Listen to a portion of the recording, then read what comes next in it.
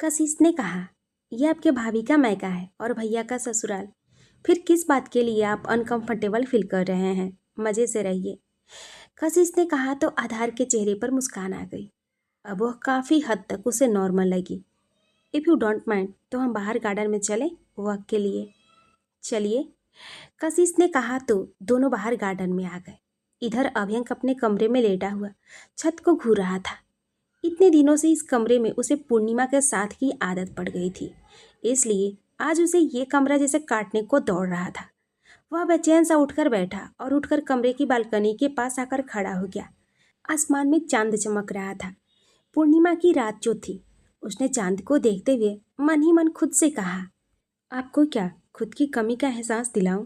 यहाँ तो ये रात भी आपकी है, आसमान भी आपका है, ये चांद भी आपका है और मैं भी सिर्फ आपका हूँ।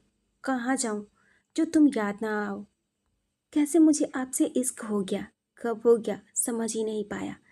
अब तो ऐसा लगता है आपको देखे बिना सांस लेना भी मुश्किल सा है। जिस तरह मुझे आपसे इश्क हुआ, क्या आपको उसका आधा भी मुझसे नहीं हुआ? क्या आपको मेरी याद आती होगी? मैं भी क्या पूछ रहा हूँ और किससे पूछ रहा हूँ? जब पास होती हैं तब तो जवाब ही नहीं देती, तो अब क्या ही जवाब देंगी?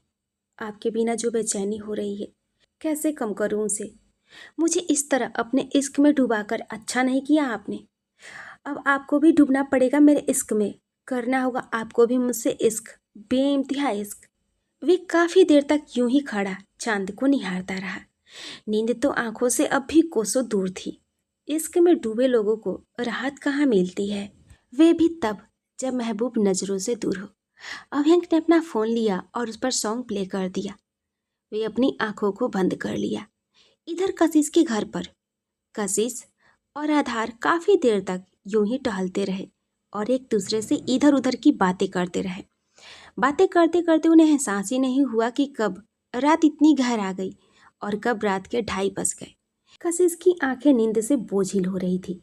झूले पर बैठकर बात करते करते कब उसका सिर आधार के कंधे पर आ टिका, उसे एहसास ही नहीं हुआ। वहीं आधार कशिश के साथ इस तरह बिताए लम्हे को जी रहा था, महसूस कर रहा था। कशिश का यूं इस तरह उसके साथ होना एक सुकून दे रहा था। नींद तो उसकी आंखों से गायब ही हो चुकी थी, इसलिए उस चांदनी रात में जी भर वे उसका दीदार कर रहा था। प्रेम का कोई अंकुर यहाँ भी फूट रहा था। पूर्णिमा को गए 8 दिन हो चुके थे। वहाँ जाकर वह तो काम में व्यस्त हो गई, पर जब भी थोड़ा सा समय मिलता तो उसकी देविका जी और अंशिका से बात हो जाती। उस बरसात वाली रात के बाद अभयंक से उसकी कोई बात नहीं हुई। ना अभयंक ने उसे कॉल किया और ना ही पूर्णिमा ने। पूर्णिमा का कई बार मन होता, पर फोन हाथ में लेकर फिर वापस रख देती। उस रात अभयंक ने उसे जिस तरह अपने बेतहासा इश्क का इजहार किया था, उसके बाद बात करने की पहल करना उसके लिए तो बहुत ही मुश्किल था। वह भी तब जब दूरियां इतनी हो। इधर तड़प तो अभयंक भी रहा था उसे देखने के लिए, उससे बातें करने के लिए, पर इस बार वह पूर्णिमा की पहल का इंतजार कर रहा था। आजकल वह सुबह सुबह ही ऑफिस चला जाता। अभी सुबह के 9 बज रहे थे जब अभयंक के पास रोहन आया। उसने उससे कहा, सर, ग्लोबल बिजनेस ऑर्गेनाइजेशन की मीटिंग में जाने के लिए आपकी तैयारी हो चुकी है, मुझे कहीं जाना है। अभयंक ने एक बार में ही अपना फैसला सुनाया। पर सर, रोहन ने कुछ कहना चाहा, पर अभयंक ने बीच में ही कहा, रोहन, कह दिया ना मैंने एक बार, अब कोई बात नहीं। ठीक है सर, मैं कुछ नहीं बोलूँगा, पर एक बार ये देख लीजिए। इतना कहकर रोहन ने उसे अपने फ़ोन में एक वीडियो दिखाया। अभयंक ने वे वीडियो देखने के बाद रोहन की ओर देखा तो उसने अभयंक को देखते हुए कहा, अब ये क्या कहेंगे सर? अभयंक अब क्या करने वाला था, ये बात रोहन समझ चुका था। अगले दिन यूएसए में आज पूर्णिमा का 9वां दिन था, यानी उसके काम का आखिरी दिन। आज दोपहर को फाइनल मीटिंग के बाद रात को एक अवार्ड फंक्शन और फिर पार्टी होनी थी और अगले दिन पूर्णिमा की वापसी की फ्लाइट है। मीटिंग वेन्यू के बाहर रिपोर्टिंग करते समय पूर्णिमा की नज़र कहीं जाकर अटक गई। जब उसके असिस्टेंट ने उससे पूछा तो उसने कुछ नहीं कहकर बात खत्म कर दी, पर पूर्णिमा की नज़रें बार बार कहीं जा रही थी। उसने अपना काम खत्म किया और अब वह होटल आ गई। होटल आते समय भी पूर्णिमा की नज़र दूसरी मंजिल की बालकनी पर जाकर अटक गई। फिर उसने खुद अपने ख्यालों को झटका और उठकर अपने कमरे की ओर आ गई। शाम के 4 बज रहे थे और 7 बजे उसे पार्टी के लिए जाना था। इसलिए उसने थोड़ी देर आराम करने का सोचा। अपने फ़ोन में 6 बजे का अलार्म लगाकर वह सो गई। थके होने के कारण उसे नींद आ गई। अलार्म की आवाज़ से उसकी नींद खुली तो उठकर तैयार होने चली गई। थोड़ी देर में तैयार होकर उसने अपने असिस्टेंट को कॉल किया और पार्टी वेन्यू के लिए निकल गई। पार्टी जहाँ पर थी वह एक शानदार आलीशान पार्टी मेनू था, जहाँ आज दुनिया के एक से बढ़कर एक बड़े बिजनेसमैन अपने पार्टनर के साथ इस अवार्ड फंक्शन की पार्टी में शामिल होने वाले थे। पूर्णिमा जाना तो नहीं चाहती थी, पर यह भी उसके काम का एक हिस्सा था, तो उसे जाना ही था। आज पूर्णिमा ने अपने लिए एक मैजेंटा कलर की साड़ी को चुना। बाल खुले रखे, कानों में बड़े सी इयररिंग्स पहने और हाथ में कड़ा और एक हाथ में घड़ी, माथे पर एक छोटी सी काली बिंदी। पर यूएसए में होने के बाद भी वह अपनी मांग में सिंदूर भरना नहीं भूली। विदेश में दुनिया भर के लोगों के सामने आज वह अपनी भारतीय संस्कृति और सभ्यता को समेटे अपनी कमाल की खूबसूरती के साथ तैयार थी। वे जब पार्टी वैनों पर पहुंची तो सबकी निगाहें बस उस पर ही टिक गई। सभी उसे ही देख रहे थे, जिससे वह अनकंफर्टेबल हो रही थी।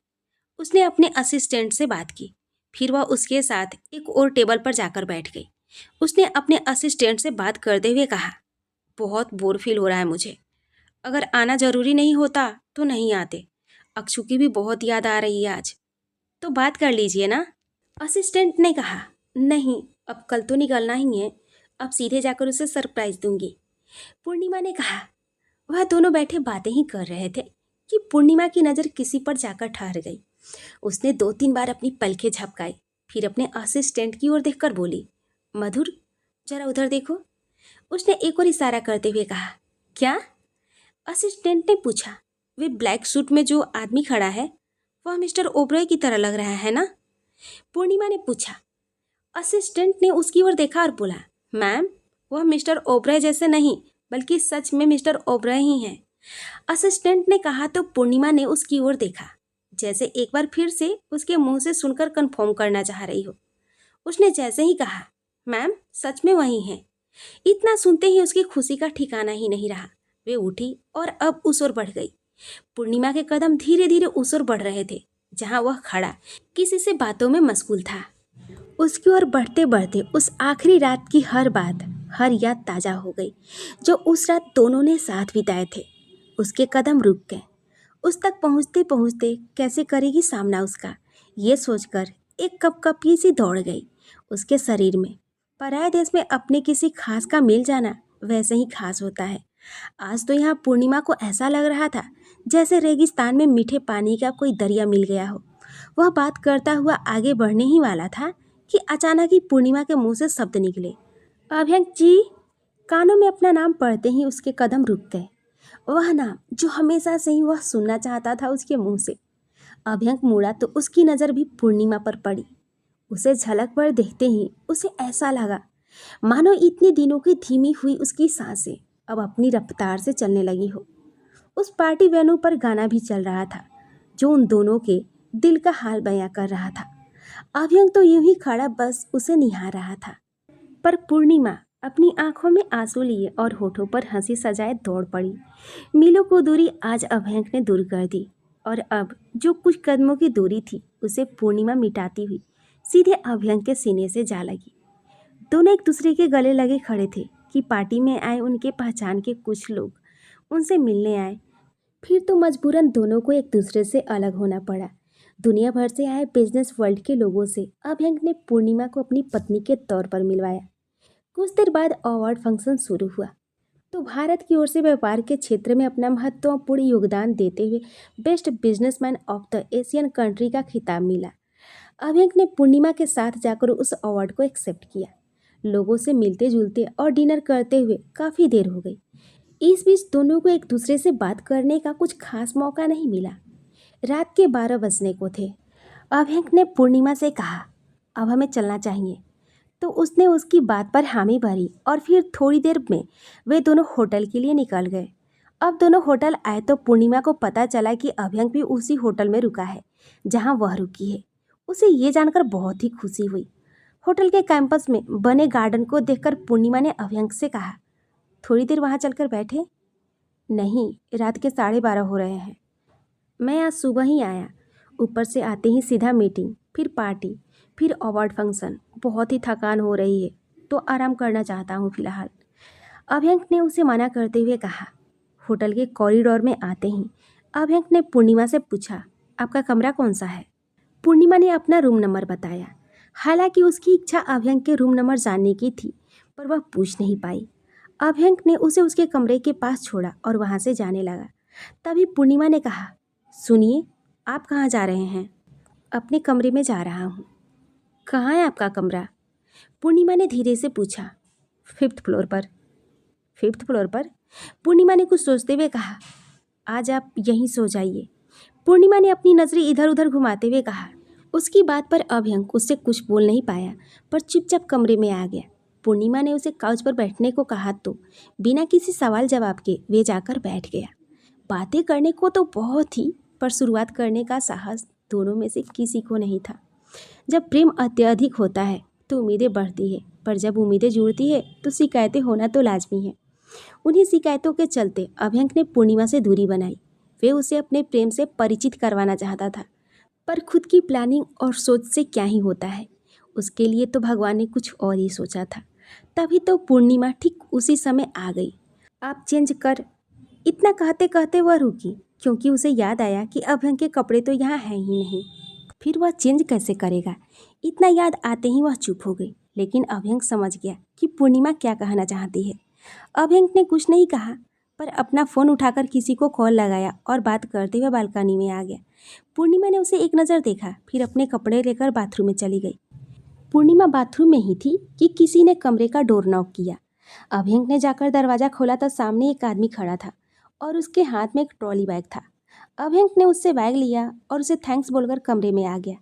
पूर्णिमा बाथरूम से चेंज करके आई तो अभ्यंक बैग से अपने लिए कपड़े निकाल रहा था। पूर्णिमा उसके पास आई और उससे पूछा, ये बैग अभी अपने कमरे से मंगवाया। अभ्यंक ने कहा तो उसके चेहरे पर मुस्कान आ गई। ठीक है, आप चेंज कर लीजिए, तब तक मैं मस्त अदरक वाली कड़क चाय बनाती हूँ। चाय यहाँ? अभ्यंक ने पूछा। हाँ, स्मॉल किचन तो है ना?